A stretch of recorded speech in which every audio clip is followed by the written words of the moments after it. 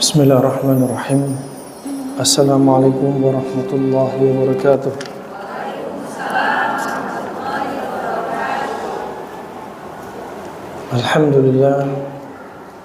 Alhamdulillah wassalatu wassalamu ala nabiyyina Muhammadin sallallahu alaihi wa ala alihi wa ashabihi ajma'in. Amma ba'du. Alhamdulillah, jamaah ibu-ibu jamaah Masjid Al-Muhajirin Jati Keramat Indah Bekasi, yang semoga Allah selalu memberikan hidayah dan taufiknya kepada kita. Di kesempatan siang hari ini, di panasnya terik matahari, Allah tidak akan sia-siakan aktivitas Anda mendatangi majelis ilmu yang merupakan ibadah sebaik-baik ibadah setelah ibadah fardu, yaitu menuntut ilmu. Karena tujuan dari menuntut ilmu adalah untuk mengangkat kebodohan dalam diri kita. Berapa banyak manusia yang mereka beramal tapi disertai kebodohan, padahal yang diharapkan syarat diterimanya amalan itu diantaranya ikhlas dan mutaba'ah, mengikuti apa yang Nabi ajarkan. Di antaranya seperti salat. Nabi bersabda, "Shallu kama ra'aitumuni usalli." Salatlah Anda sebagaimana Anda melihat saya salat.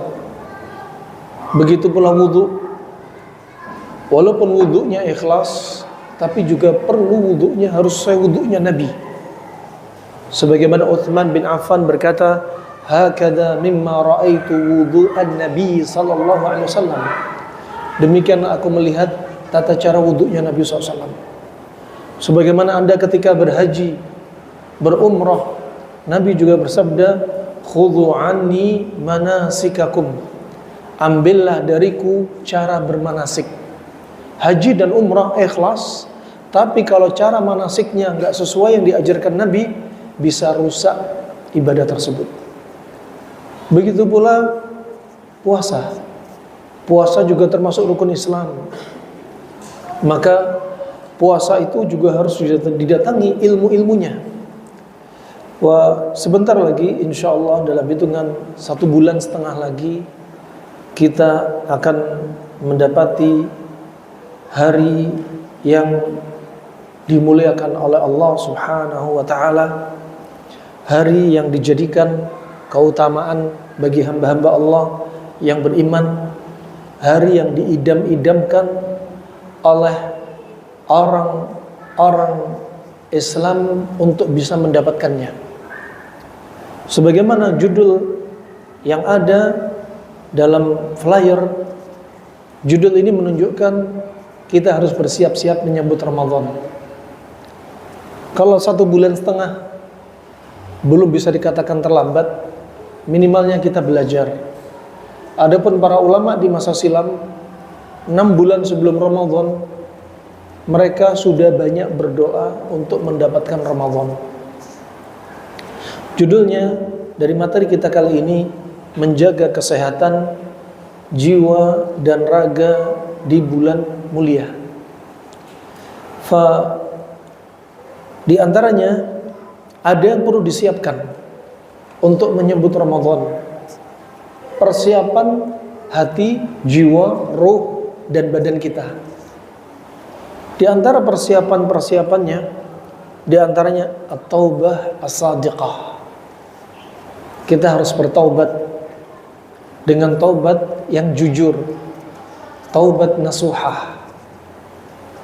Mungkin kalau dosa kecil bisa dihapus dengan langkah kita ke masjid, kegiatan kita menuntut ilmu, perbuatan baik kita untuk menghapus dosa-dosa kita, dosa yang kecil, istighfar kita. Tapi dosa-dosa besar kita, maka diperlukan taubat.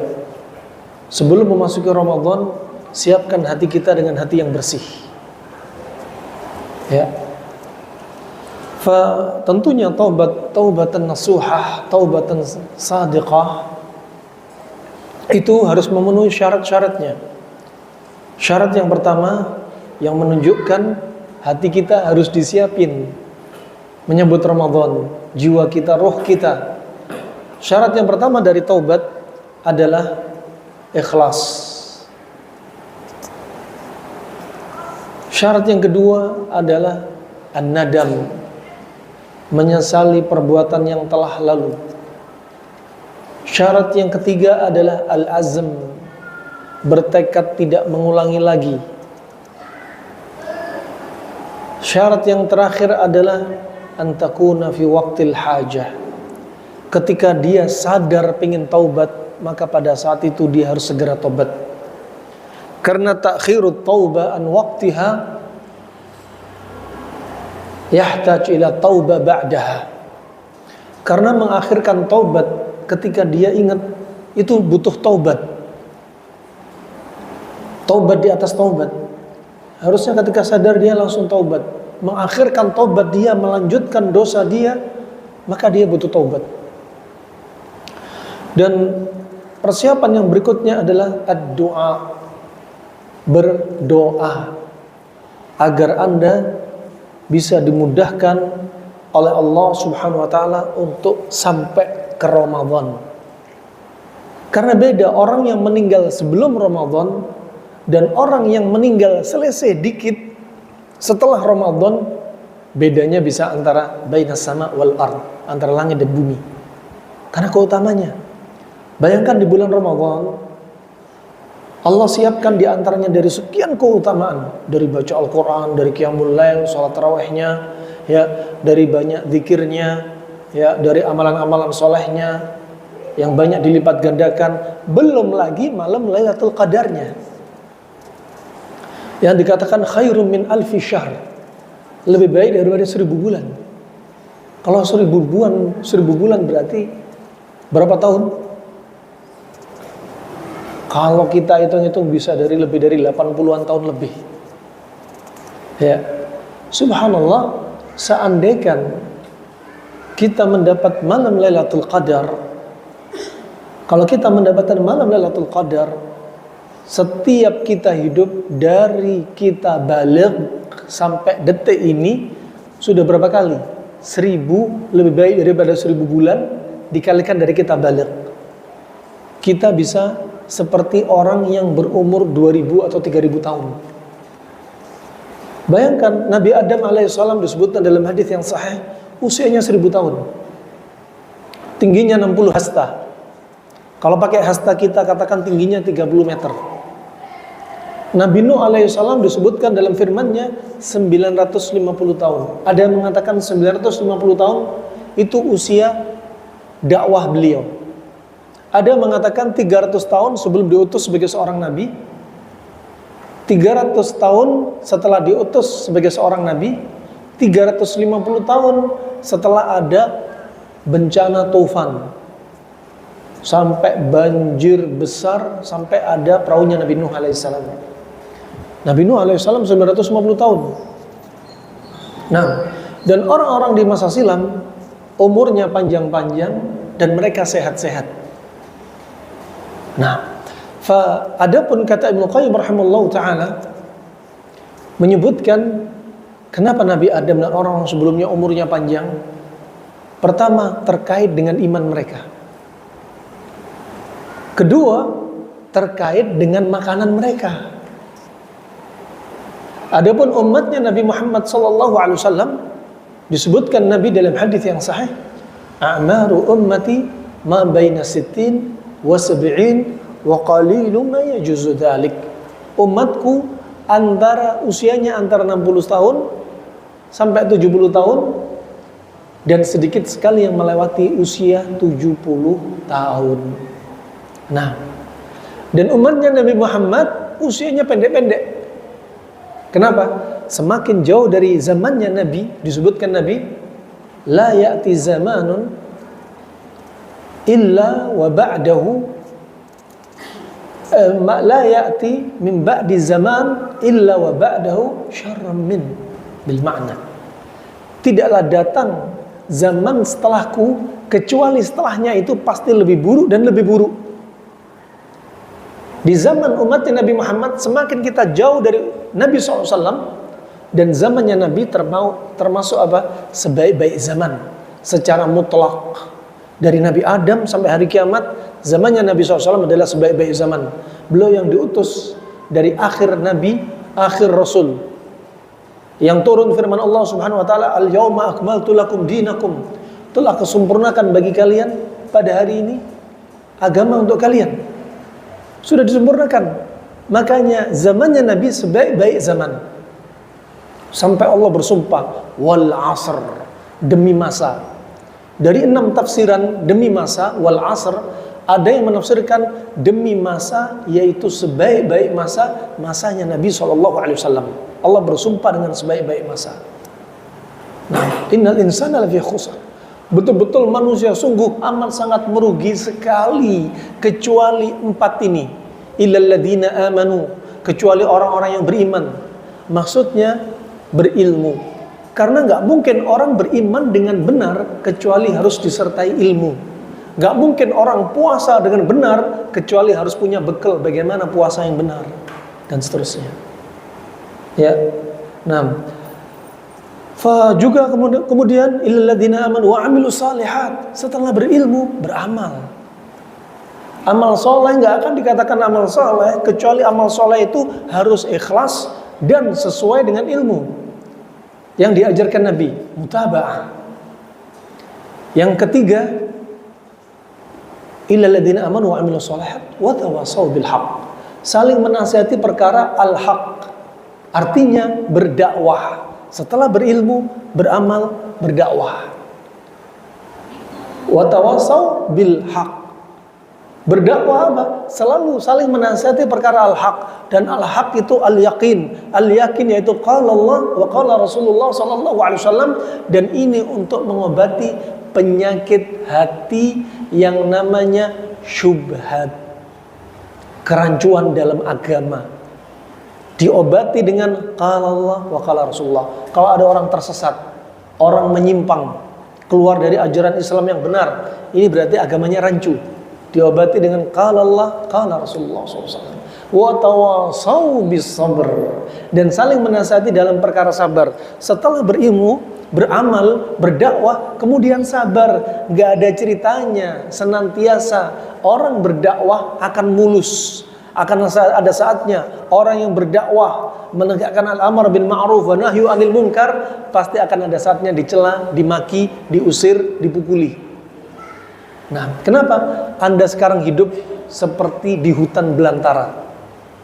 Keluar dari rumah sudah didapati banyak maksiat. Orang jauh dari agama. Apa yang diharamkan sudah banyak didapati di depan mata kita. Nah, sekarang Anda layaknya bintang di langit yang menghiasi kegelapan malam.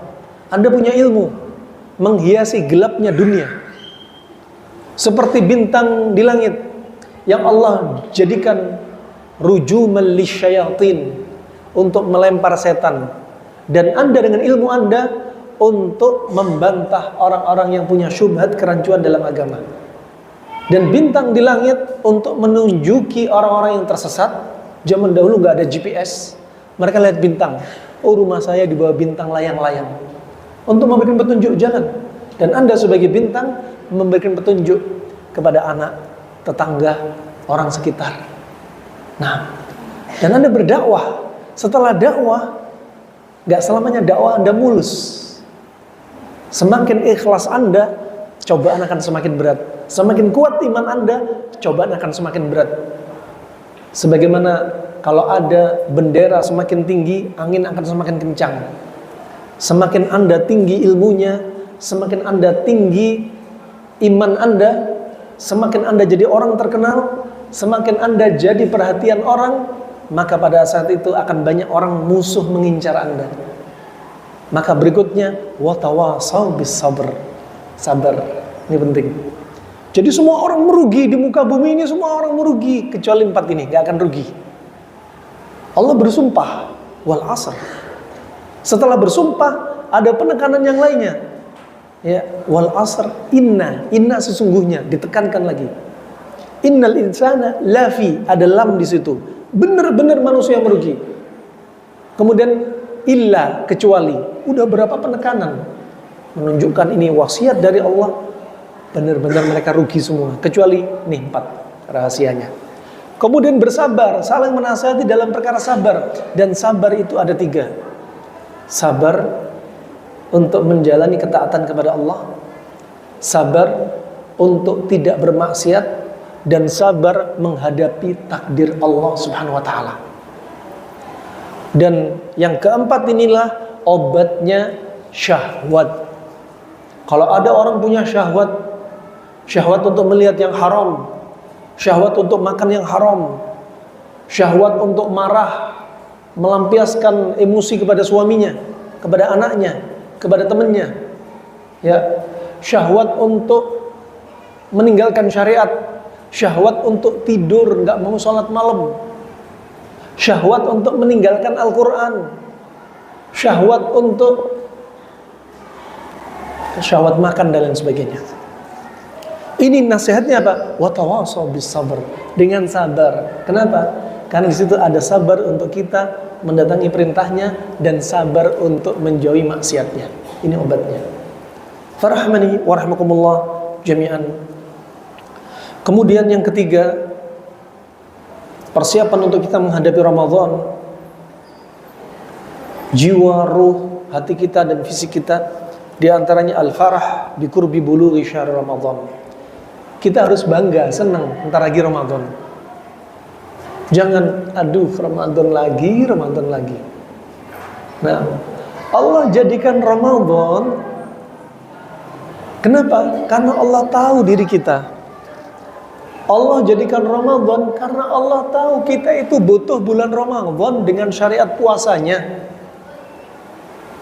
Ya, Allah Maha tahu. Allah Al-Khaliq, Allah yang menciptakan tubuh kita. Allah pasti tahu dengan hikmah Allah ciptakan tubuh kita. Allah tahu kita ini harus puasa Ramadan. Laqad khalaqnal insana fi ahsani taqwim. Sungguh kami telah ciptakan manusia dengan sebaik-baik ciptaan, anatominya, fisiologinya, as-surah wal qamah, anatomi tubuh kita, fungsi tubuh kita. Kita ada saatnya makan, minum. Kenapa bentuk lambung kita seperti ini, seperti huruf J? Kenapa kita tidur miring ke kanan? Kenapa nggak miring ke kiri?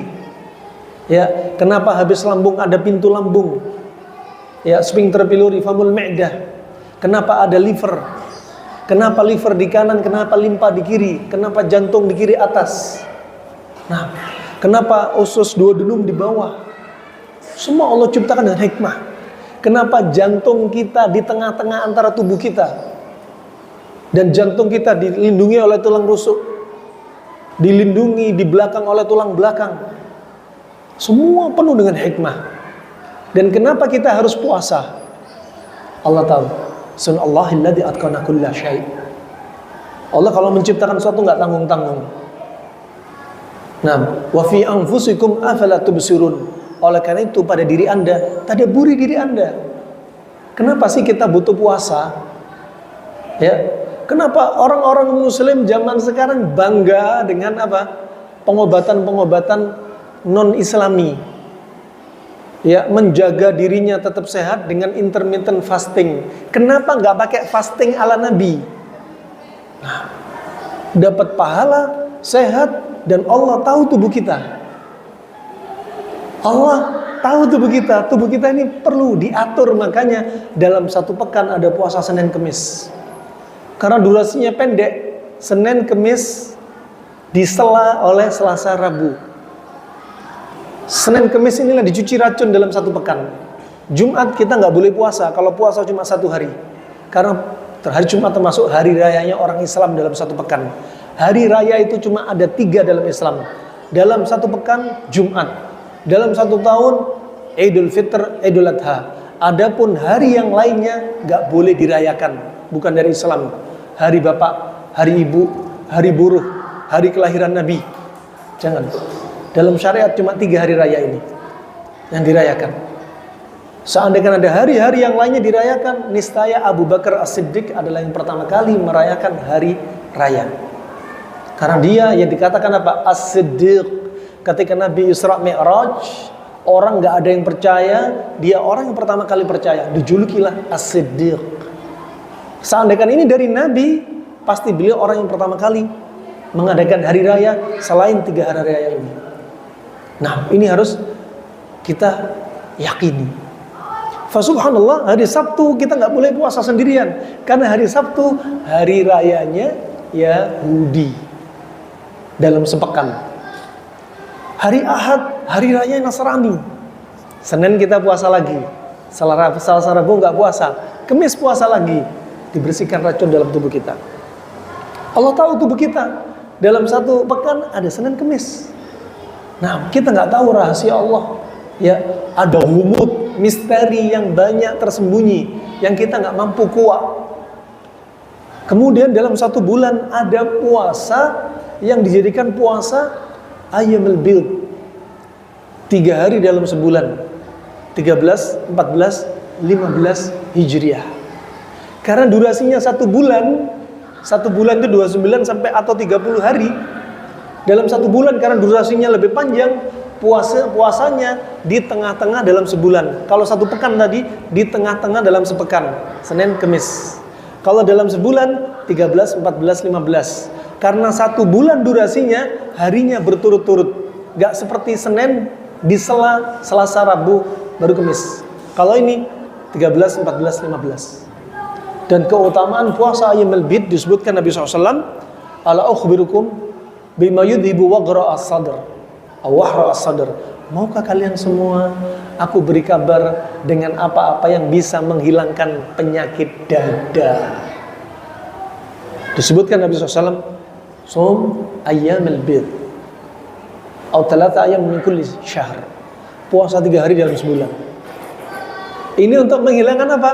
Orang yang gampang marah, gampang dendam, gampang iri, gampang hasad, gampang dengki, obati dengan puasa Ayyamul Bid.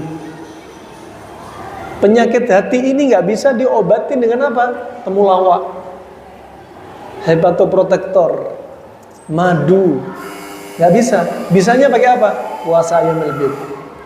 Nah, dalam satu bulan dijadikan puasa berturut-turut. Dan ada mungkin sebagian hamba Allah, ada yang tidak pernah puasa. Dalam satu tahun ada 12 bulan, 11 bulan nggak pernah puasa. Oleh karena itu dalam satu tahun akhirnya dijadikan syariat Islam puasa Ramadan. Sudah bukan sunnah lagi, jadinya wajib. Dan Allah tahu kenapa diwajibkan.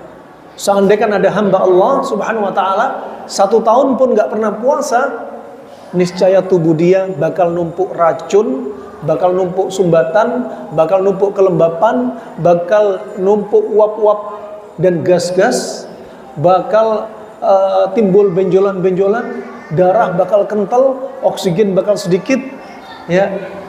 Nah, jadinya numpuk racun plus dosanya numpuk. Makanya sudah bukan sunnah lagi, jadinya puasa wajib di bulan Ramadan. Karena durasinya 1 tahun, Allah jadikan puasa bukan pas di tengah, tapi hampir di tengah. Bulan Ramadan di berapa Hijriah? Berapa Hijriah bulan Ramadan? 9 Hijriah. Saat itu diwajibkan bulan Ramadan puasa. Karena durasinya 1 tahun, puasanya sebulan penuh. Bukan seperti Senin Kemis, bukan seperti Ayyamul Bid, tapi sebulan penuh wajib bagi yang nggak punya udzur. Ya, bagi yang nggak punya udzur, wajib apa? Mutawalian, terus menerus, nggak boleh diputus. Bagi yang nggak punya udzur, 29 sampai 30 hari. Ini hikmah dan sudah bukan sunnah lagi, tapi wajib. Ini perlu diperhatikan. Allah sayang, Allah menciptakan tubuh kita, Allah tahu kita, Allah sang Khalik. Kalau Allah mencipta tubuh kita, Allah pasti tahu diri kita, apa yang dibutuhkan tubuh kita. Makanya ada syariat Islam. Dalam semua syariat Islam Anda akan perhatikan, semua syariat Islam identik dengan hikmah, terutama hikmah sehat. Nah, puasa Ramadan. Nah ini yang perlu diperhatikan, rahimani wa rahimakumullah jami'an. Allah tahu diri kita. Allah sang Khalik, Allah juga Asy-Syafi. Allah Maha Pencipta, Allah juga Maha Penyembuh. Dengan puasa Ramadan untuk menyembuhkan penyakit hati kita dari dosa-dosa dan penyakit fisik kita akibat kita kebanyakan makan. Seandainya nggak ada puasa Ramadan, akan banyak di antara diri kita yang sakit-sakitan. Akan banyak di antara kita, hati kita nggak tersisa secercah warna putih dari iman. Bakal gelap hati kita, dipenuhi dengan maksiat dan kekufuran. Tapi Ramadan diantaranya sebagai terapi dan obat untuk kita semua. Nah, makanya Allah sang Khalik, Allah juga Asy-Syafi.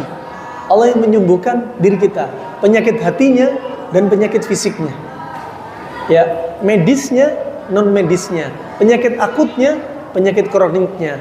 Allah tahu dengan apa diantaranya diri kita bakal sehat. Farahmanakumullah wa rahmakumullah jami'an. Allah juga Ar-Rahman, Allah Ar-Rahim. Allah Maha Penyayang, Allah Maha Pengasih. Allah tidak ingin dengan puasa Ramadan menyiksa diri kita, mencelakakan diri kita. Tidak. Ini sebelum Ramadan, bentuk hati kita, mindset hati kita, biar kita bangga untuk menjelang Ramadan kita sambut betulan. Ya, bukan disambut dengan tahun baru dan petasan, bukan. Tapi sambut nih dengan hati. Rahimanakumullah jami'an, barakallahu fikum. Allah Ar-Rahman Ar-Rahim sayang pada diri kita. Ya, Allah Al-Latif. Ya, Allah lembut dengan kita. Juga Allah Al-Alim, Allah Al-Khabir. Allah Al-Alim, Allah Maha mengetahui. Allah tahu kebutuhan diri kita. Allah tahu dengan syariat ini untuk masalah diri kita. Allah Al-Khabir. Al-Khabir, Allah tahu detail-detail perkara diri kita juga. Sampai dengan puasa, sel-sel kita akan muncul reaksi autofagi.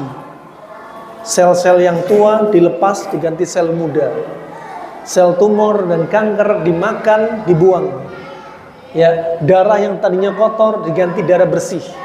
Disebutkan oleh ahli laborat, orang yang puasa 3 hari berturut-turut minimalnya, seperti pada puasa Ayyamul Bid, apalagi puasa Ramadan, leukosit akan naik drastis.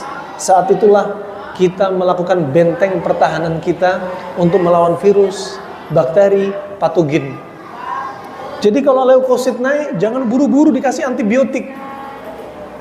Hasil lab leukosit lebih dari 11.000, lebih dari 10.000. Langsung kasih antibiotik, dibom 2 jenis antibiotik. Tunggu dulu, itu reaksi tubuh kita.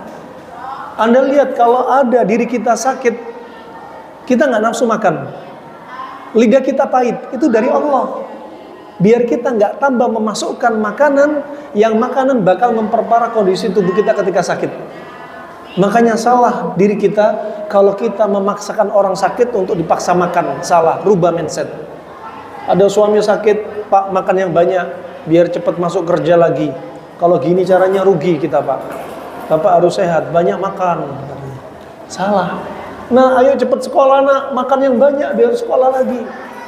Yang bapak-bapak yang sehat melihat istrinya sakit, Bu, istri cuma satu sakit terus susah, Bu. Makan yang banyak biar cepat sembuh, Bu. Ini salah semua. Ternyata ketika Anda sakit, jangan banyak makan. Orang-orang di masa silam aja termasuk Hippocrates, bapak kedokteran Yunani, yang diperkirakan 370 tahun sebelum Nabi Isa lahir, dia sudah berwasiat memberikan nutrisi dan makanan kepada orang sakit sama dengan memberikan nutrisi pada penyakit. Nabi SAW dalam satu hadis riwayat Tirmidzi, walaupun hadis ini diperbincangkan, menurut Imam Bukhari lemah, menurut Imam Nawawi lemah, tapi menurut Syekh Albani sahih.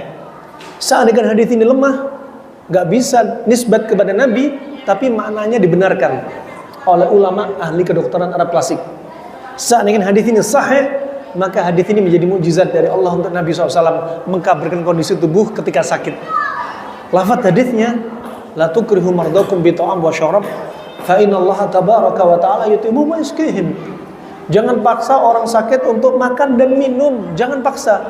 Karena Allah Subhanahu wa ta'ala lah yang memberikan makan dan minum. Nah, Jadi kalau ada orang sakit, jangan dipaksa makan, ibu-ibu.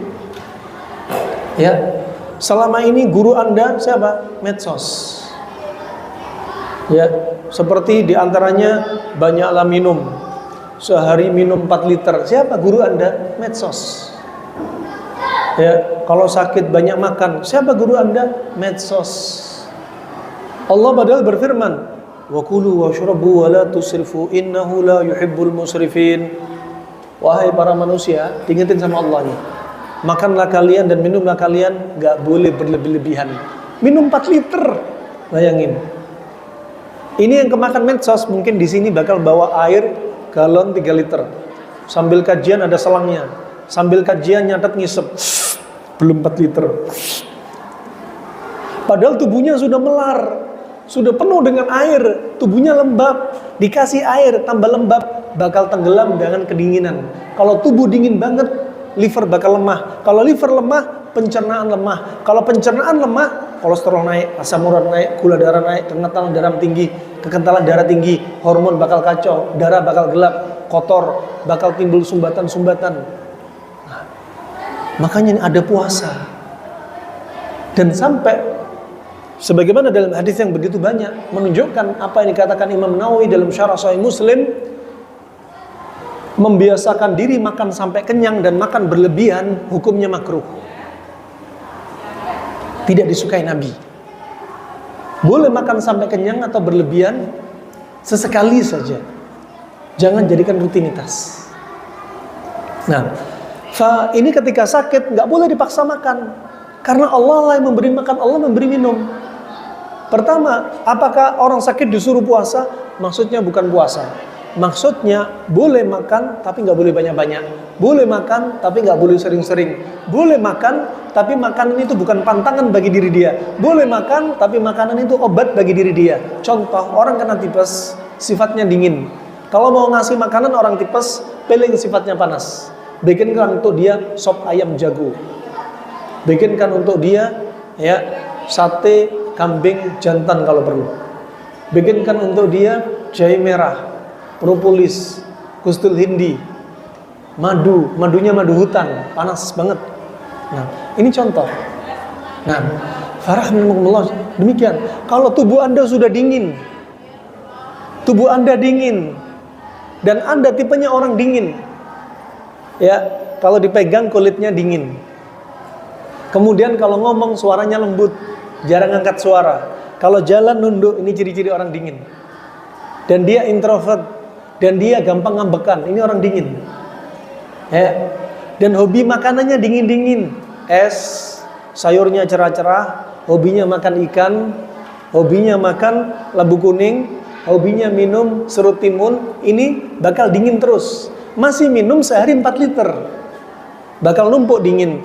Tadabburi firman Allah Subhanahu wa taala, saya bukan berdalil tapi bertadabbur. Tadabburi firman Allah Subhanahu wa taala sebagaimana disebutkan sebagian syekh, ya, ketika Allah berfirman kepada apa?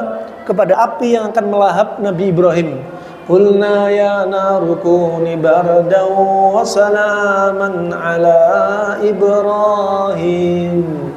Kami katakan, wahai api, jadilah kamu dingin. Nabi Ibrahim dilemparkan pakai ketapel ke api yang menyala membara. Ya, Nabi Ibrahim masuk dalam api dan Allah berfirman, api jadi kau dingin. Dan api makhluk Allah. Dia tunduk kepada Allah Subhanahu wa taala. Jadilah dia dingin. Tapi Allah enggak berhenti di sini. Kalau Allah berhenti di sini sebagai bahan tadabbur saja, bukan berdalil, bisa-bisa Nabi Ibrahim bakal wafat kedinginan. Makanya wasalaman ala Ibrahim, dingin tapi menyelamatkan Nabi Ibrahim.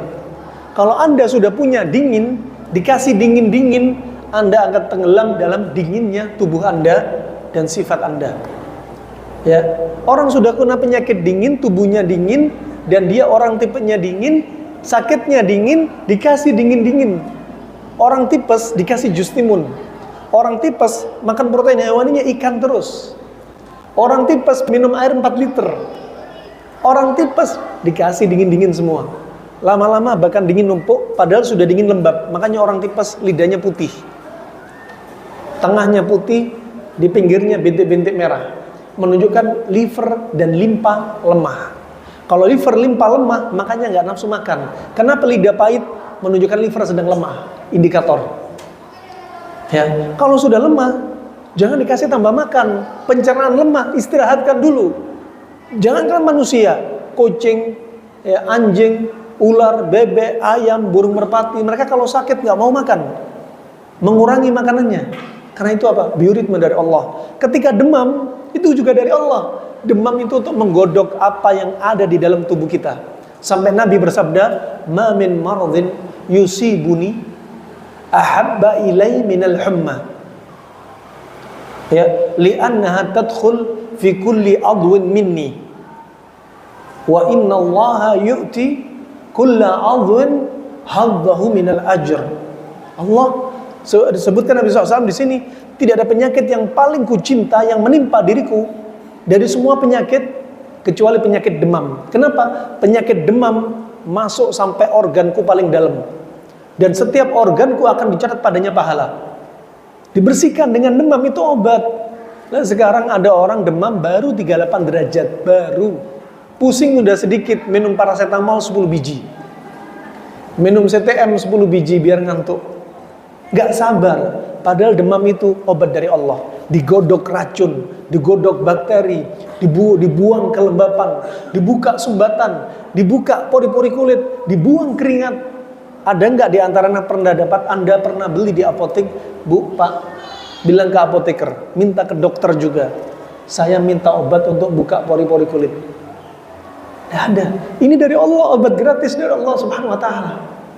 Jadi biarin dulu, demam tinggi, jangan langsung Anda buru-buru apa? Minum obat. Leukosit tinggi, tunggu dulu. Ini juga termasuk apa? Leukosit tinggi disebutkan sebagian masyayikh. Begitulah cara Allah memberi kita makan. Fa innallaha yut'imuhum wa yusqihim. Ingat, walaupun hadis ini lemah, tapi maknanya benar. Seandainya hadis ini sahih sebagaimana ucapan Syekh Albani, maka hadis ini mukjizat.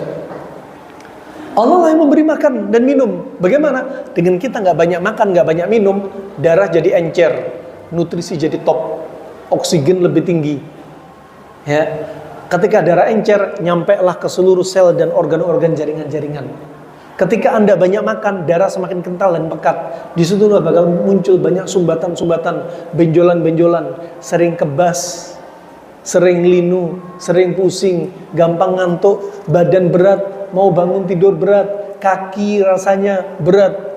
Nah, isiannya keluhan terus. Harusnya doa setelah makan, alhamdulillah. Bukan alhamdulillah saja yang benar ya. Doanya panjang, banyak pilihannya. Ya, kalau mau makan baca bismillah, biar makanan Anda nggak jadi penyakit. Bismillah, biar setan nggak ikut makan bersama kita. Bismillah ternyata disebutkan sebagian profesor, beda perutnya orang makan baca bismillah sama orang nggak makan baca bismillah. Orang makan baca bismillah, bakteri di lambungnya lebih sedikit atau nggak ada bakterinya. Kenapa? Dengan bismillah kita minta tolong agar makan kita dimudahkan. Hati-hati, negeri kita, warung-warung, restoran, orang-orang jualan sayur pun kadang-kadang pakai penglaris. Berapa banyak jin bakal masuk ke mulut kita. Makanya baca bismillah biar gak ada yang masuk. Anda ke restoran gak paham, ternyata ada masalah. Kok kenapa restorannya laris? Ternyata ada ritual-ritual yang mereka lakukan. Nah, bayangkan kalau jin meludah di makanan kita, dibikin enak. Ketika makan di tempat enak, ketika dibawa pulang kok gak enak. Nah, dan sudah masuk ke mulut sebagiannya. Farahmanakumullah jami'an. Demikian setelah makan baca, bukan alhamdulillah saja, harus diafalin nih. Alhamdulillahilladzi at'amani hadza warzaqanihi min ghairi haulin minni wala quwwah. Barang siapa setelah makan baca doa ini, dosa-dosa dia yang telah lalu digugurkan. Bayangin. Ini bedanya antara orang makan pakai ilmu sama orang makan gak punya ilmu. Orang makan pakai ilmu aja dosa bisa digugurkan karena dia menjalankan apa yang datang dari Nabi SAW. Nah, ini bedanya makannya. Perut sudah beda. Semakin kita banyak makan, numpuk.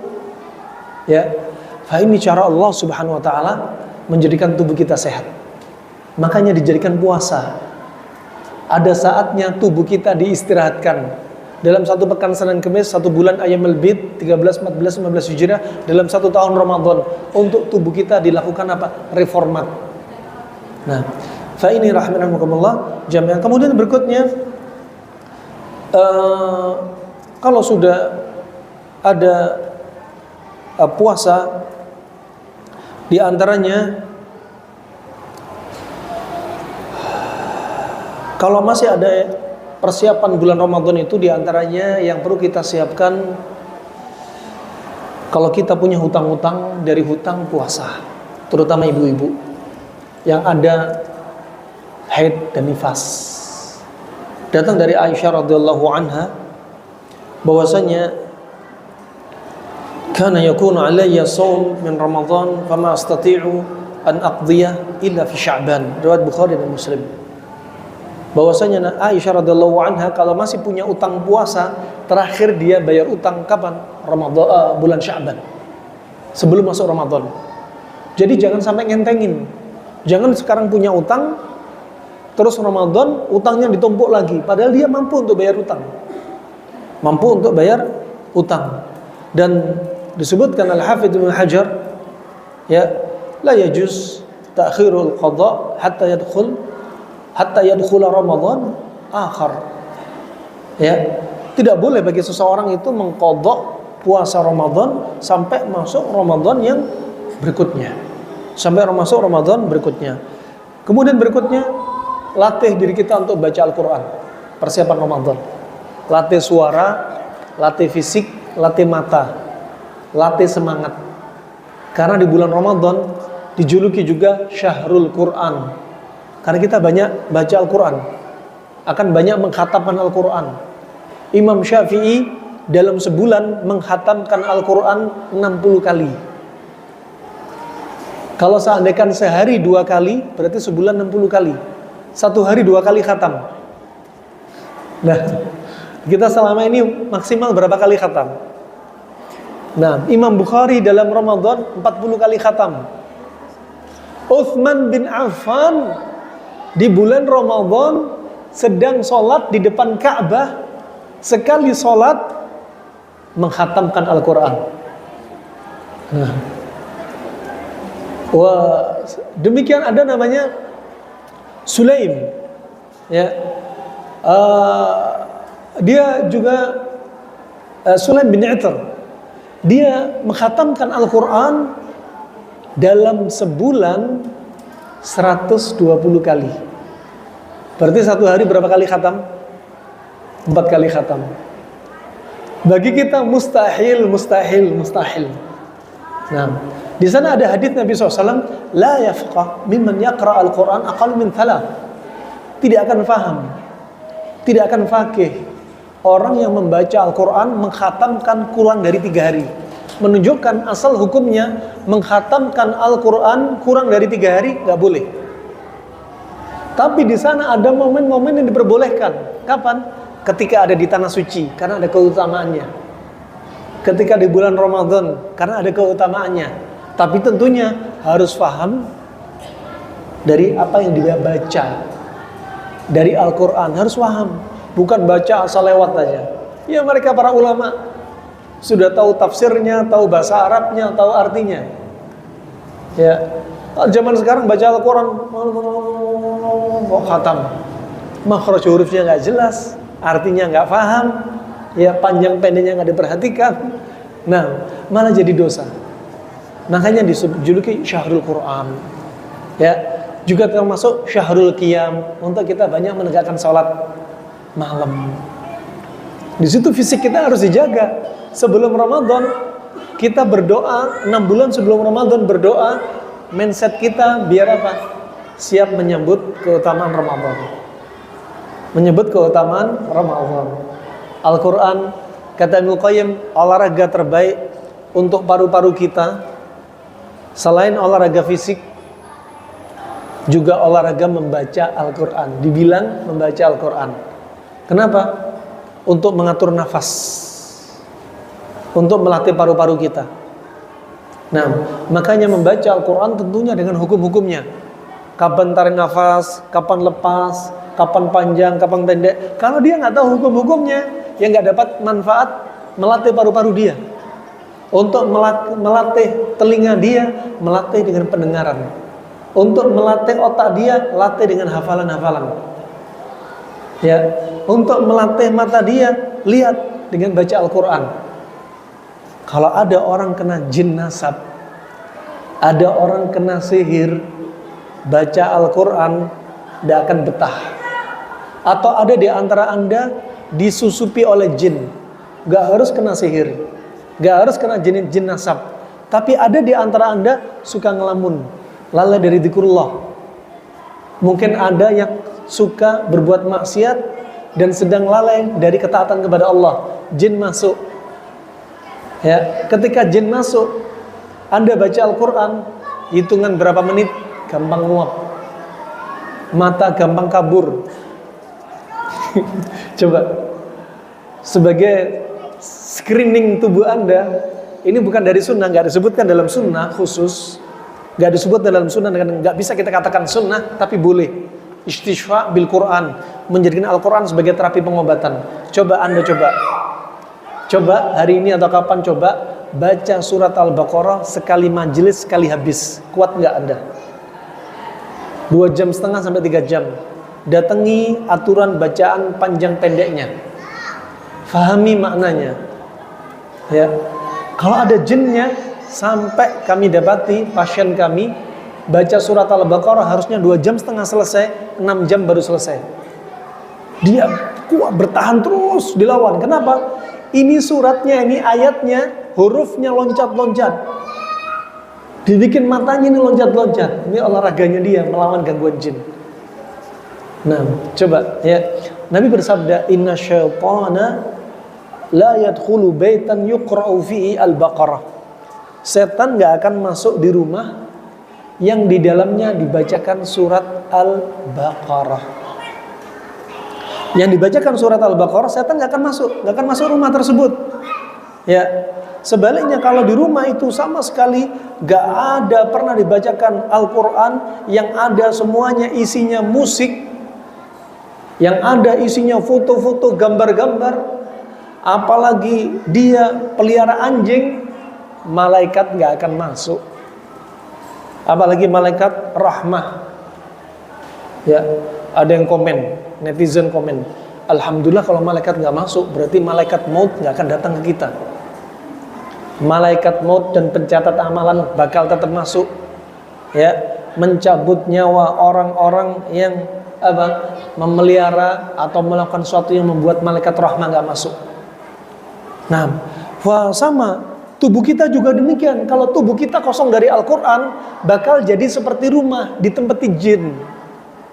Ya, Nabi SAW juga bersabda dari hadis Abu Umamah Al-Bahili riwayat Imam Muslim, aku pernah mendengar Rasulullah SAW bersabda, bacalah surat Al-Baqarah karena sesungguhnya selalu merutinkannya mendatangkan keberkahan, sedangkan meninggalkannya akan mengakibatkan penyesalan, dan para tukang sihir tidak akan mampu melakukannya.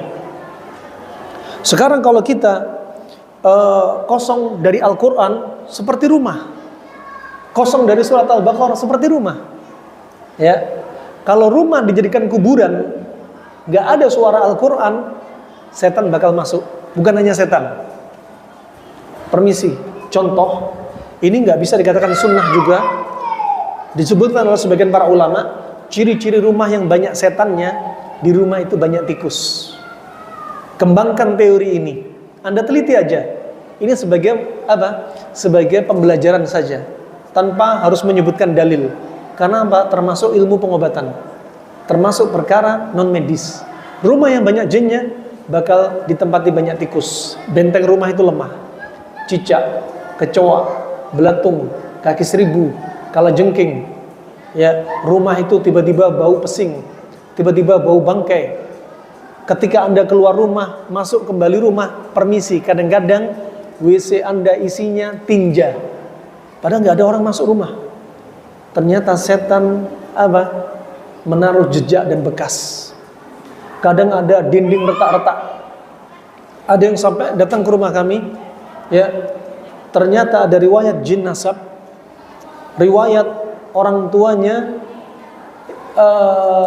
nyimpen keris dan punya ilmu-ilmu kekebalan, dan orang ini diikuti oleh jinnya, pindah rumah gara-gara rumahnya retak, beli rumah baru lagi, retak lagi, beli rumah yang ketiga, retaknya lebih parah. Nah, kemudian kadang rumah itu bocor, ditembel, nggak kunjung beres-beres. Kadang lampu di rumah sering putus, dapur, kamar mandi, atau di kamar yang orangnya sering sakit. Ya. Kadang lantai ada yang retak, ada yang lantai tenggelam, ada yang naik. Kenapa?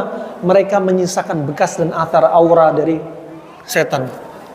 Nah, Alhamdulillah, berikutnya si penghuni rumah ini bakal ricuh.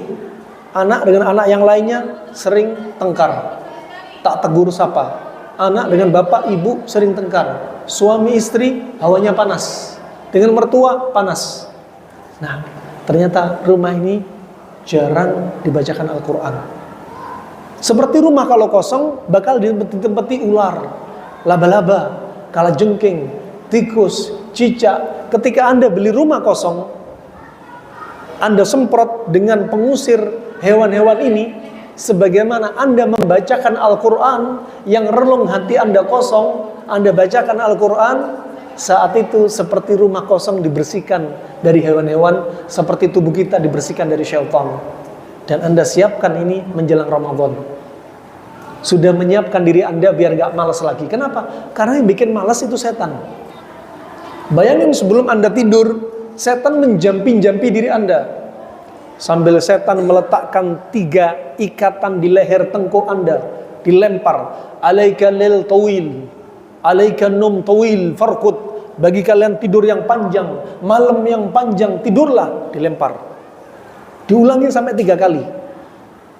Nah, kemudian pagi hari dia doa bangun tidur. Doa bangun tidur, lepas 1 ikatan. Wudu, lepas ikatan kedua. Salat, lepas ikatan ketiga. Apa kata Nabi SAW? Fa'asbaha tayyiban nafs nasyita. Esok harinya dia akan jadi orang yang semangat dan hatinya baik. Tapi kalau sunnah ini nggak dilakukan, 3 sunnah nggak dilakukan, atau masih ada 1 sunnah yang tersisa nggak dilakukan, berarti masih ada ikatan yang nyangkol di lehernya. Itu yang menyebabkan, apa kata Nabi SAW? Fa'asbaha kaslana khabithan nafs. Esok harinya, paginya akan jadi orang malas dan bad mood, hatinya jelek. Bangun tidur mukanya masem, bangun tidur gak ada senyuman, merengut sama suami, merengut sama anak. Kenapa? Lupa gak baca doa bangun tidur. Nah, suaminya ingetin, Bun, sudah baca doa bangun tidur belum? Oh ya belum Pak, pantas aku marah terus Pak ya, pantas aku mukaku masem ya Pak ya. Iya Bu, ibunya ini belum baca nih. Rahimakumullah jami'an. Fa ini, siapkan diri Anda menyambut bulan Ramadan yang syahrul Quran. Latih dari sekarang baca Al-Quran. Jangan baca Al-Quran ya sekali banyak terus berhenti. Untuk mengikat hati Anda, rutinkan terus. Baca Al-Quran lagi santai, naik mobil ya, lampu merah, bareng 3 menit, 1 menit baca sedikit, tutup. Ya, ada yang bapak-bapak naik KRL ke kantor, keluarin saku isinya Al-Quran, baca Al-Quran. Ya, kenapa? Mengikat hati kita. Kalau hati kita kosong dari Al-Quran, berapa banyak pasangan hidup sering marah. Kenapa? Kosong dari Al-Quran. Nah, fa ini rahimahullah jami'an. Kita perhatikan juga di antaranya rukun Islam saja kaya akan hikmah. Pertama, rukun Islam yang pertama apa coba? Syahadat. Disebutkan Imam Al-Mawardi dalam kitabnya Adabud Dunya wad Din, dari rukun Islam ini aja ada hikmah. Rukun Islam pertama, untuk masuk Islam itu simple. Cukup dengan lisan dulu, dimulai dengan yang ringan. Asyhadu an la ilaha illallah wa asyhadu anna Muhammadar Rasulullah. Asyhadu an la ilaha illallah untuk apa? Memanifestasikan tauhid, ikhlas, dan menafikan kesyirikan-kesyirikan, lawan dari ikhlas dan tauhid. Asyhadu anna Muhammadar Rasulullah, untuk memanifestasikan ittiba'nya kita ngikutin Nabi, apa yang datang dari Nabi, dan untuk menafikan apa-apa yang gak diajarkan Nabi. Kemudian lanjut naik. Setelah lisan, naik sholat. Pada sholat ada gerakan dan ada dzikir-dzikir dari lisan. Naik, bebannya naik. Kemudian yang ketiga, dalam riwayat disebutkan zakat, dalam riwayat disebutkan puasa. Sekarang seandainya zakat, kenapa kita nggak ada yang bertanya, kenapa sih zakat nggak jadi rukun Islam yang pertama? Kenapa nggak tanya? Allah betul-betul tahu isi hati kita. Allah katakan kita ini lemah, diciptakan dari yang lemah. Dalam keadaan lemah, hati kita juga lemah. Ya, tabiatnya kita itu rata-rata bakhil, kikir, pelit. Seandainya zakat jadi rukun Islam yang pertama, niscaya yang masuk Islam sedikit. Makanya ada rentetannya. Ya, karena terkait dengan harta, orang mikir berkali-kali. Coba ibu-ibu belanja jilbab yang bermerek, satu jilbab harganya 1 juta. Sebagian ada nggak mikir, pokoknya nah jilbab. Tasnya ada yang sampai 20 juta. Nah, ketika kajian dipakai semua. Sampai yang nggak ada mereknya minder. Kalau mau dulu-duluan merek, ayo kita ajak, kita umroh sekaligus mampir kalau bisa ke Yaman, mampir ke Palestina, yuk mampir ke Suriah, mampir ke Yordan, lihat pengungsi-pengungsi Suriah. Udah nggak usah ngomong merek. Nah, kadang apa? Ketika kita urusan dunia, urusan jajan, ngemil, ngemol, beli masalah hobi, mikirnya nggak berlipat-lipat. Ketika mikir untuk Allah, infak sedekah, mikirnya berkali-kali. Kenapa? Asyaiton ya'idukumul faqr. Setan selalu menampakkan di depan mata Anda kefakiran. Si bapak-bapak kadang demikian, beli sepeda goes sampai ada 200 juta di musim pandemi. Nah, ada yang beli rokok 1 hari 2 pak. Kalau dikumpulin 1 tahun bisa beli motor walaupun second. Beli kambing Idul Adha, cari kambing yang paling murah. Kambingnya domba usianya 6 bulan yang boleh disembelih. Kadang manusia apa? Diliputi kikir. Makanya seandainya zakat jadi rukun Islam yang pertama, sedikitnya masuk Islam. Berikutnya puasa. Di dalam puasa, nah tambah numpuk di sini. Di sini ada lisan. Bulan puasa dijuluki Syahrul Quran. Banyak baca Al-Quran, banyak zikir. Termasuk amalan ibadah yang agung di bulan Ramadan, yaitu zikir. Ya. Kemudian ada rukun kedua tadi sholat. Di bulan Ramadan ditambahi syariat sholat tambahan, sholat tarawih. Ya. Kemudian ada zakat. Zakat terkait harta. Di bulan Ramadan Nabi bersabda, afdhalus sadaqah sadaqatun fi Ramadan. Sebaik-baik sedekah adalah sedekah Anda di bulan Ramadan. Nah, lengkap ternyata di situ. Dan berikutnya haji, ini puncak-puncaknya. Semakin berat, semakin berat, semakin berat. Makanya fisik kita harus disiapin. Hati kita disiapin, fisik kita disiapin. Dan sampai disebutkan Aisyah radhiyallahu anha, bahwasanya Nabi SAW, ya, Nabi SAW nggak pernah puasa, ya, yang puasanya hampir sebulan penuh kecuali di bulan apa? Di bulan apa? Sya'ban. Ya, Nabi puasa di bulan Sya'ban hampir seperti sebulan penuh, hampir seperti Ramadan. Ya. Gak pernah ada puasa yang Nabi paling sering kecuali di bulan Ramadan. Bisa puasa Senin Kemisnya, Ayyamul Bidnya, bisa puasa Daudnya, atau puasa yang lainnya, ya, bisa puasa mutlak, wallahu a'lam bishawab. Yang jelas Nabi banyak-banyak puasa. Dan kita harus contoh. Kenapa di sini? Disinilah persiapan. Persiapan hati dan persiapan tubuh kita. Anda lihat, sekarang ketika persiapan pertama 6 bulan sebelum Ramadan, para ulama di masa silam banyak berdoa, hati sudah disiapin. Kemudian menjelang puasa di bulan Sya'ban, hati disiapin, fisik disiapin. Ketika di bulan Sya'ban mulai dilatih untuk menjemput bulan Ramadan dengan sering puasa. Pertama Anda lihat, di bulan Ramadan di saat itulah mulai puasa mulai naik. Sehingga ketika kita puasa di bulan Sya'ban, di situ terjadi proses kalau ada orang yang mungkin nggak pernah puasa atau orang yang banyak didapati racun pada tubuhnya, di situ bakal terjadi proses yang dinamakan healing crisis atau direct of cure. Saat bulan Sya'ban kita puasa, yang sebelumnya jarang puasa atau makannya terlalu banyak, healing krisisnya di situ. Ketika puasa, badan lemes, kepala pusing, badan meriang, punggung sakit, sering pipis, permisi, sering BAB, akramakumullah.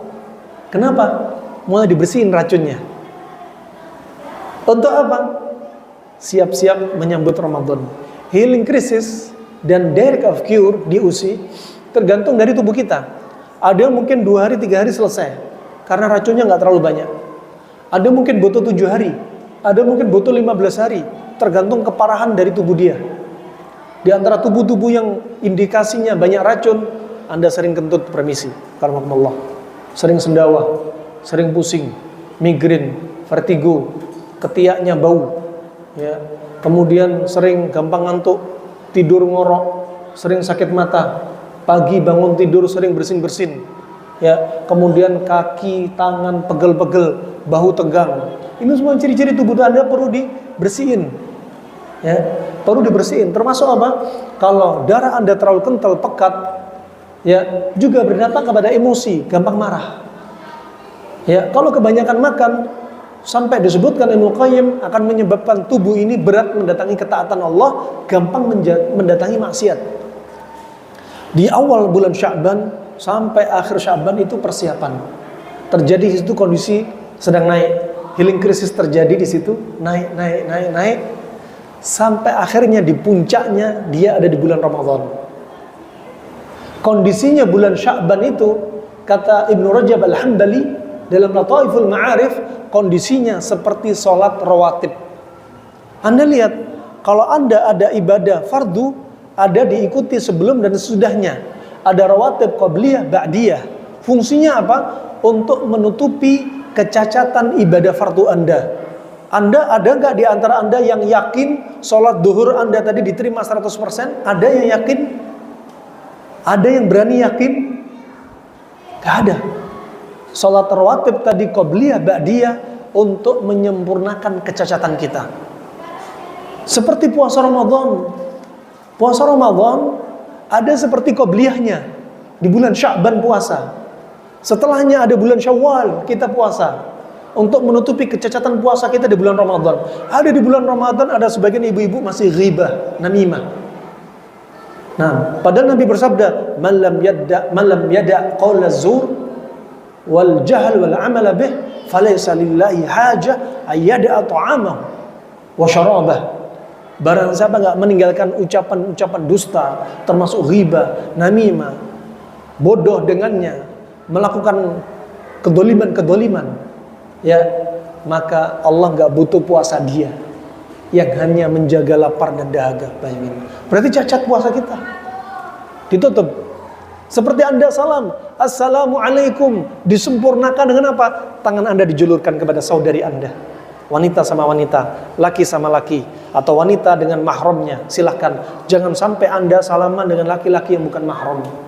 Sampai kata Nabi SAW, ya, besi, al-mikhyat min hadid, jarum dari besi, ditusukkan di kepalanya lebih baik daripada seseorang menyentuh bukan mahramnya. Apalagi ini sering terjadi Idul Fitri, Idul Adha. Nah, rahimakumullah jami'an. Wah, ini puasa. Ketika kita di bulan Ramadan, kita sudah siap. Hati kita siap, tubuh kita sudah dibersihin dari racun. Di bulan Sya'ban sudah disiapin. Seandainya ada orang tetap masih nggak puasa sama sekali di bulan Sya'ban, nanti reaksi healing krisisnya, direct of cure-nya bakal terjadi di 1 Ramadan dan beberapa hari di bulan Ramadan. Awal mula puasa bulan Ramadan sudah lemes. Ya Allah, puasa betul-betul penjara bagiku. Kenapa? Karena dia nggak menyiapkan diri dia, hati dia nggak disiapin, tubuh dia nggak disiapin. Baru hari pertama Ramadan, baru dibersihkan racunnya. Ya Allah, punggung sakit semua, isinya ngeluh semua. Dari habis azan fajar sampai sebelum maghrib, isinya keluh kesah. Nah, kenapa? Karena salah diri dia sendiri. Nah, ini hikmahnya. Ketika bulan Ramadan diharapkan kita Sya'ban sudah melatih diri kita, hati kita di bulan Ramadan full. Bagi yang gak haid, gak nifas, gak sakit, gak tua, jumpo, kondisi fisiknya masih oke, mereka lanjut puasa. Semangat, gak ngantukan. Coba orang yang healing krisis, hari-hari pertama, habis sholat fajar, habis sahur, aduh perutnya begah, aduh perutnya berat, matanya ngantuk, lengket, habis sahur bubur ayam. Kenapa? Nabi SAW seringnya sahurnya apa? Kurma. Sahur itu jangan berat-berat. Sahur semua dimakan, ayam, bebek, telur, telur asin, ya, kambing, tempe, tahu, semua di blend perutnya. Ya, habis sholat subuh kentut terus, permisi karena. Kenapa? Terjadi pembusukan. Habis sholat subuh matanya ngantuk. Kenapa? Salah sahur. Seringnya Nabi SAW sahur itu hanya kurma. Kalau mau lebih sempurna, kurma tambah timun, kurma tambah semangka. Ada panas, ada dingin. Kurma panas, lawan pendinginnya semangka, timun, pepaya, melon, pendinginnya. Nah, Anda nggak usah takut, rubah mindset Anda. Kalau sahur nggak pakai nasi, berarti belum sahur. Kalau sarapan nggak pakai lonsai dan guryang, berarti belum sarapan. Kalau buka puasa, ya nggak pakai goreng-gorengan, berarti belum buka. Rubah mindset ini. Nabi SAW bersabda dari Anas bin Malik riwayat Abi Daud, "Ni'ma suhurul mu'min tamar." Senikmat-nikmat sahur yang seorang mukmin itu kurma. Rubah mindset Anda. Nanti yang puasa Senin Kamis, puasa di bulan Sya'ban, nanti banyak puasa Ramadan, nih biasakan. Nabi pernah dengan sahur-sahur yang sederhana. Dan Nabi di bulan Ramadan pernah 2 kali berjihad di siang Ramadan. Nabi kuat. Rubah mindset Anda untuk kuat puasa harus sahur banyak. Rubah. Bukan sahur banyak, tapi sahur itu yang cukup. Anak proses tumbuh kembang harus makan banyak. Salah. Makan yang cukup. Untuk suami Anda yang kerja berat harus paginya siap makan banyak. Salah. Makan yang cukup. Hadis Tirmidzi dari Al-Miqdam bin Ma'di Karib, disahkan Syekh Albani rahimahullah taala. Kalau kita lihat di sini Nabi bersabda, "Bihasbi ibni Adam ukulatin hatta yuqimna sulbah." Cukuplah anak Adam makan berapa suap sampai tulang punggung tegak. Kata Ibnu Qayyim, inilah kebutuhan makan primer, enggak harus 4 sehat 5 ajib. Cukup makan berapa suap tulang punggung tegak. Fa in kana la mahalah, kalau memang pengen nambah, silakan dikasih keringanan. Fathuluthun li ta'ami wa thuluthun li syarabi wa thuluthun li nafasi. Sepertiga untuk makan, sepertiga minum, sepertiga nafas. Inilah kebutuhan makan sekundernya, kata Ibnu Qayyim. Ya, kalau memang ada makan, berhentilah makan sebelum kenyang, makanlah ketika lapar. Hadisnya lemah, tapi maknanya benar. Di antara hadis ini menunjukkan apa? Bagusnya makna. Kemudian Nabi bersabda, disahkan Syekh Albani rahimahullah taala, ya, syiraru ummatil ladzina ghada bin na'imil ladzina yakuluna alwana ta'am. Umatku yang buruk, umatku yang makannya beraneka ragam warna. Makanya kalau makan gak usah macem-macem. Pilih satu protein hewani, pilih pasangannya. Ini the bestnya. Ya, walaupun tanpa menisbatkan sunnah. Misalkan kalau Anda makan nasi, cocoknya sama ikan segar yang sifatnya dingin. Nasi panas, ikan dingin. Jangan ikan cuek eteman, jangan. Ini sudah panas sifatnya. Kalau makan kambing sama sayur, ada panas ada dingin. Kambing sama labu kuning, kambing sama timun, kambing sama labu sim, sudah panas dingin. Ya, kambing sama capcay, sudah panas dingin. Ya, masih banyak lagi. Nah, ini untuk menjaga keseimbangan tubuh Anda. Ini rahmatullah. Jadi sahurnya harus dibenerin, makan pagi juga dibenerin. Ketika perut kosong Anda terbaik adalah yang manis-manis. Nabi seringnya sahurnya kalau lagi puasa seringnya, bukan berarti nggak harus setiap sahur Nabi pasti itu. Seringnya Nabi kurma. Kemudian paginya ada hadis tentang 7 butir kurma ajwa. Kalau nggak puasa, ada kurma ajwa. Kalau buka puasa, sunnahnya buka puasa, apa yang dikonsumsi? Air, kurma, pisang goreng, es doger. Apa dikonsumsi? Kurma, bukan air. Kalau kita pakai akal, harusnya kita pilih air dingin kasih sirup. Ternyata enggak, ternyata pakai kurma. Bukan es teh, bukan. Buka itu yang manis-manis.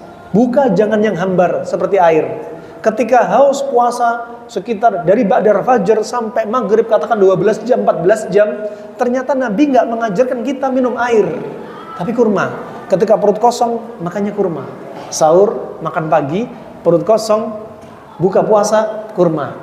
Bayi baru lahir ditahnik pakai kurma. Kata Imam Ahmad, kalau nggak ada kurma bisa pakai madu, nggak ada madu bisa pakai qasbus sukar, tebu. Kenapa? Ketika perut kosong yang bagus itu yang manis-manis untuk liver dan limpa. Perut kosong jangan konsumsi masem-masem. Perut kosong konsumsi asinan Bogor. Atau perut kosong konsumsi pahit-pahit. Perut kosong konsumsinya apa? Sop brotowali. Atau perut kosong konsumsinya pedes-pedes. Ya, ketika perut kosong makan rujak pedes. Ya, atau konsumsi asin-asin.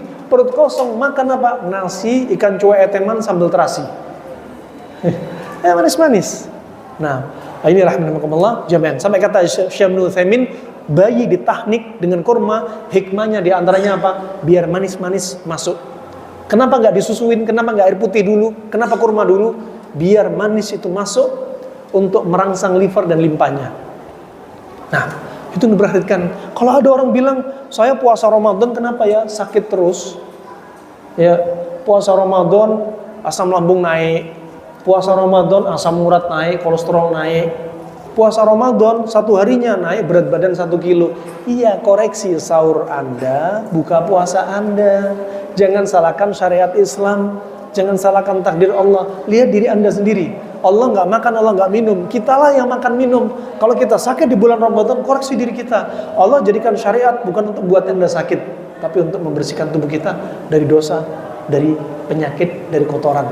Nah, kemudian setelah Ramadan kita di puncak, ketika kita sehat-sehatnya, amalan ibadah bisa kita datengin semua. Baca Al-Quran nyaman, ya, nggak seperti orang alasannya tidurnya orang puasa adalah ibadah. Dari ba'da fajar sampai adzan zuhur tidur terus. Ini namanya bukan ibadah, tapi latihan jadi jenazah. Alhamdulillah, ini perhatikan rahmatullah. Kemudian setelah itu Idul Fitr, masih ada puasa 6 hari di bulan Syawal. Jadi kita ketika naik di bulan Sya'ban, Ramadan kita di atas puncak, biar kita kuat sholat malam, kuat baca Al-Quran, kuat mendatangi ketaatan kepada Allah, masih kuat mencari nafkah, ya. Kemudian ketika selesai Idul Fitr, kita ada puasa 6 hari di bulan Syawal, turun. Kalau ada dokter kadang ngasih dosis obat, namanya tapering off. Habis dikasih obat, jangan langsung di stop, tapi diturunkan pelan-pelan. Seperti contoh pada kasus penyakit jiwa, orang gangguan jiwa, kadang sama dokter dosisnya diturunkan, biar nggak kaget. Itu ilmunya mereka, tapi ini syariat Islam. Setelah kita puasa Ramadan, diturunkan pelan-pelan. Sebagaimana kondisi dia amalan rawatib ba'diyah. Nah, sepertinya waktunya sudah mendekati asar. Wabillahi taufiq wal hidayah. Subhanakallahumma bihamdik, asyhadu an la ilaha illa anta astaghfiruka wa atubu ilaik. Wassalamualaikum warahmatullahi wabarakatuh.